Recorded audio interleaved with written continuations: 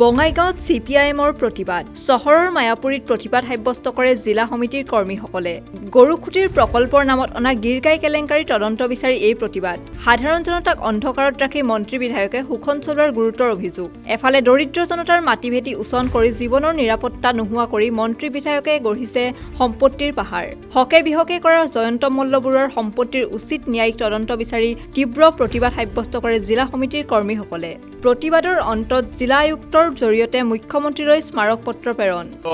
ধন্যবাদ জ্ঞাপন কৰিছোঁ ইতিমধ্যে আপোনালোকে অৱগত হৈছে যে ৰাজ্যব্যাপী আজি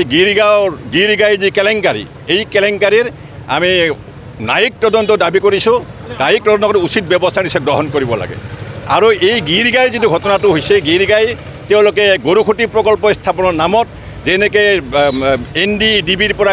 NDDB যোগান ধৰা গিৰগাই লৈ আহিছিল এই গিৰগাইৰ যিটো কেলেংকাৰী উন্মোচন হৈ গ'ল এতিয়া তেওঁলোকে মন্ত্ৰী বিধায়ক আদি কৰি সকলে বিভিন্নজনে বিভিন্ন মতামত দিছে স্বাভাৱিকতে এটা ৰহস্য লুকাই আছে সেইকাৰণে আমি এই ৰহস্যৰ উচিত তদন্ত দাবী কৰিছোঁ ন্যায়িক তদন্ত দাবী কৰিছোঁ লগে লগে আপোনালোকে জানে যে এই গিৰগাই কেলেংকাৰীৰ লগে লগেই আৰু এটা হৈছে আমাৰ যিটো দুগ্ধ উৎপাদন কেন্দ্ৰ বা যিটো ডায়েৰী ফাৰ্ম সম্পৰ্কত চৰকাৰে ৰাজ সাহায্য প্ৰদান কৰিছে এই ৰাজ সাহায্যৰ ক্ষেত্ৰত বিৰাট কেলেংকাৰী আজি উন্মোচন হৈছে যে আপোনালোকে গম পাইছে যে ৰাজ সাহায্য কেলেংকাৰীৰ নামত তেওঁলোকে কেবিনেট মন্ত্ৰীকে আদি কৰি বিধায়ক বা অন্যান্য নেতাবিলাকৰ তেওঁলোকৰ পত্নীৰ নামত যি ডায়েৰী ফাৰ্মবিলাক আছে তাত 50 লক্ষ তেওঁলোকে টকা ৰাজ সাহায্য দিছে আৰু এই আনফালেদি যিবিলাক আচলতে প্ৰকৃত ডায়েৰী ফাৰ্ম যাৰ আছে মালিক আজি তেওঁলোকে কিন্তু যথেষ্ট অসুবিধাত পৰিছে তেওঁলোক আজি ৰাজ সাহায্য বা বঞ্চিত হৈছে আমাৰ বঙাইগাঁৱৰ পৰা যি বঙাইগাঁৱৰ ডায়েৰী ফাৰ্ম আছে তেওঁলোকে নিজেই ঘোষণা কৰিছে আমি সমস্যাত পৰিছোঁ আমাৰ আজি ৰাজ সাহায্য নাই কিন্তু ৰাজ সাহায্য দিছে মন্ত্ৰী বিধায়কৰ পত্নী ডায়েৰী ভতে হাতক দিছে আমি এই কেলেংকাৰীৰ উচিত তদন্ত আমি দাবী কৰিছোঁ আনফালে বন্ধুসকল এটা কথা হৈছে আজি আমি গোটেই ৰাজ্যজুৰি ব্যাপক উচ্ছেদ চলি আছে কৃষক উচ্ছেদ তেওঁলোকে এই কৃষকবিলাক ৰিজাৰ্ভ মাটি হওক খাজ মাটি হওক বা কিছুমান ম্যাদী পাট্টা থকা কৃষকক তেওঁলোকে উচ্ছেদ কৰিছে কাৰখানা বা কিছুমান পুঁজিপতিক মাটি দিয়াৰ নামত আনফালে দেখা গ'ল যে আজিও পেপাৰত খবৰ ওলাইছে যে 125 বিঘা মাটি আজি ৰঙিয়াৰ আশে পাশে এই জয়ন্ত মল্ল বৰুৱাৰ ঘৈণীয়েকৰ নামত ক্ৰয় কৰাৰ ঘটনা যোৱাকালি পেপাৰত খবৰ ওলাইছিল যে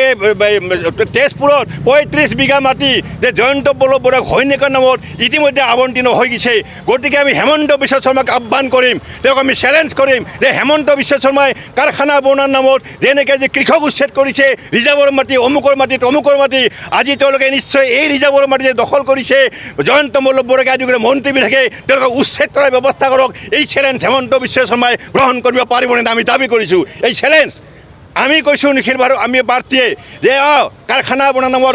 মাটি নিশ্চয় লাগিব স্বাভাৱিকতে ৰিজাৰ্ভ মাটি লাগিব অন্য ম্যাদী মাটি লাগিব প্ৰয়োজন হ'লে কিন্তু আমি কৈছোঁ কোনো ধৰণৰ বিকল্প ব্যৱস্থা নোহোৱাকৈ যাতে কৃষক উচ্ছেদ নহয় ইতিমধ্যে সুপ্ৰিম কোৰ্টৰ ৰায় আছে হাইকোৰ্টৰ ৰায় আছে তেওঁলোকে ধুনীয়াকৈ কৈ দিছে যে উচ্ছেদ হ'ব পাৰে কিন্তু উচ্ছেদৰ আগতে বিকল্পৰ ব্যৱস্থা সম্পৰ্কত কৃষক ৰাইজৰ লগত আলোচনা বিলোচনা কৰি তেওঁলোকৰ সহমতক লৈ উচ্ছেদ কাৰ্য সমাপন কৰিব লাগিব এতিয়া আমাৰ বিজেপি চৰকাৰে তেওঁলোকে সকলো সুপ্ৰিম কোৰ্টৰ ৰায় হাইকোৰ্টৰ ৰায় তেওঁলোকে জলাঞ্জলি দিছে স্বাভাৱিকতে এইখন চৰকাৰ গৰীবৰ চৰকাৰ নহয় এইখন চৰকাৰ কৃষকৰ চৰকাৰ নহয় এইখন চৰকাৰ যে শ্ৰমিকৰ চৰকাৰ নহয় এইখন চৰকাৰ কৰ্পৰেটৰ চৰকাৰ আজি মন্ত্ৰী আমলাবিলাকেও এই সুযোগ গ্ৰহণ কৰি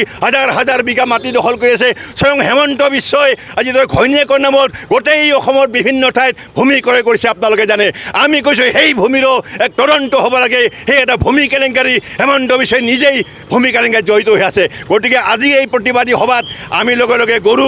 গিৰগাই কেলেংকাৰী তদন্ত দুগ্ধ ফাৰ্মৰ যি ৰাজ সাহায্য তাৰ যি তদন্ত কৰিব লাগে আৰু ভূমি সম্পৰ্কত যি হৈছে ভূমিৰ এটা সঠিক তদন্ত হওক যাতে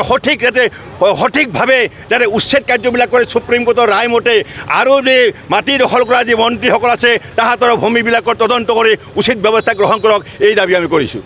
বিশেষ প্ৰতিবেদন নিউজ ডেস্ক ৰিপৰ্ট